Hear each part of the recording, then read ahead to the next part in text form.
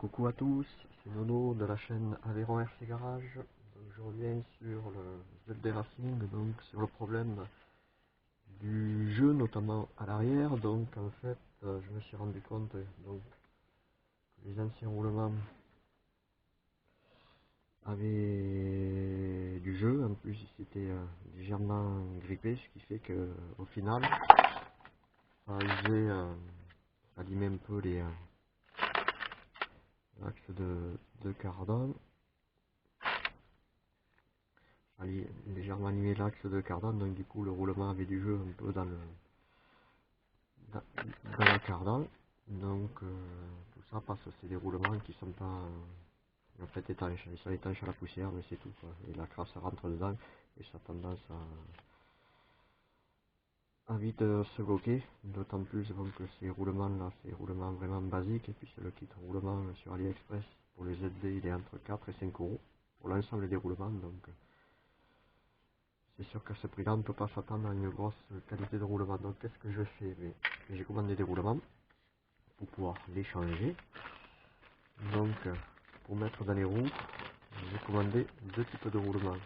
On se rappelle, donc il y a le problème des noix de cardan qui touchent au fond, ce qui fait qu'il y a risque d'exploser le différentiel. Donc pour pallier à ce problème, à l'intérieur, l'épaisseur du roulement, l'avait mis un peu moins épaisse. Donc qu'est-ce que j'ai fait?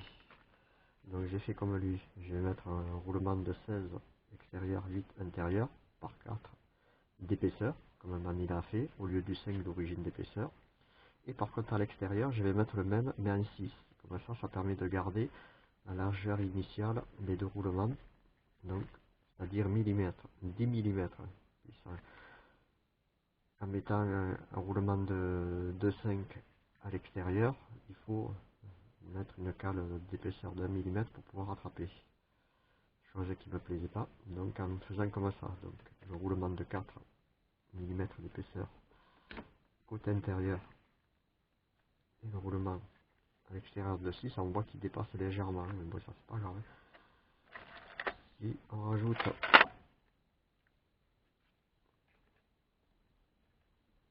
la noix de cardan, déjà on se rend compte qu'il y a beaucoup moins de jeu du fait des roulements qui sont de meilleure qualité. Bon par contre j'ai quand même collé les roulements dans leur logement parce qu'il y a un léger jeu. Donc pour attraper le jeu entre l'hexagone et le roulement, pour éviter un jeu latéral, au lieu d'avoir une cale d'épaisseur de 2 mm, je vais mettre deux cales de 0,10.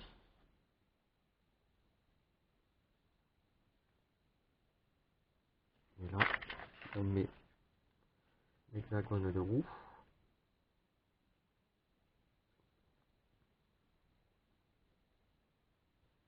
Ça rattrape pile poil le jeu, et là on se rend compte qu'il n'y a plus de jeu en latéral, ou vraiment léger.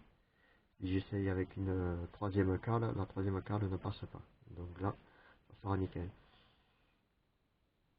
Il y a encore un léger jeu comme ça, hein, parce que comme je vous ai expliqué, l'hexagone de roue c'est légèrement ovalisé à ce niveau-là. Donc là, je suis en train de regarder pour faire une petite modification. Donc je vous ferai part quand j'aurai reçu les éléments qui me permettent de faire cette modif.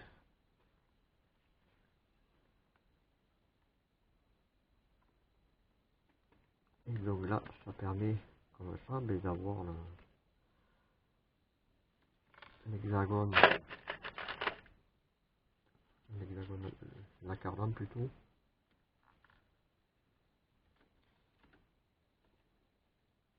qui a un certain jeu latéral, ce qui évite donc sur les chocs de venir taper dans le boîtier de différentiel et donc d'abîmer le différentiel.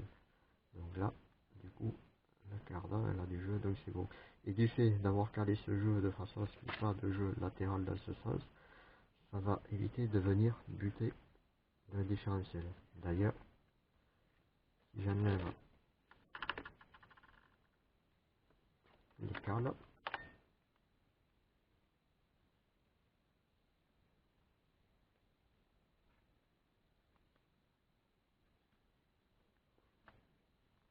Et là donc du coup j'ai quand même le montage d'origine avec les noix de cardan d'origine et un cardan d'origine,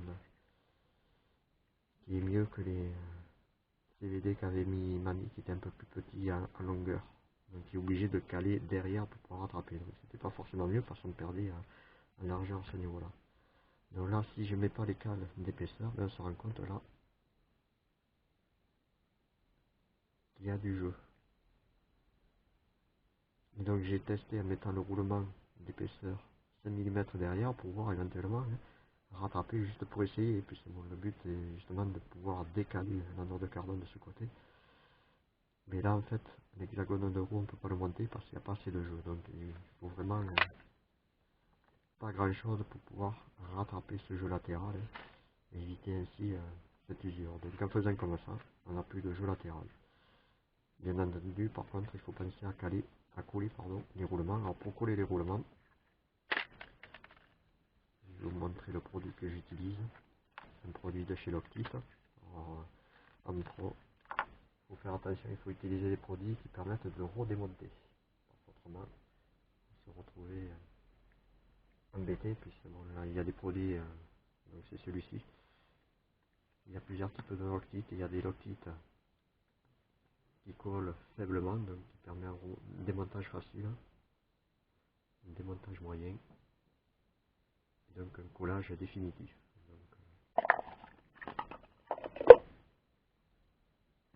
Comme les roulements, c'est sujet à usure, à changement, donc il faut faire un démontage facile. Donc voilà pourquoi j'utilise cette Loctite. Il y a la 641 je crois, ou 31 aussi, 641 aussi, dans ce style. Donc voilà. Donc maintenant je vais coller les roulements et je referai une vidéo une fois que les roulements seront collés. Merci à tous.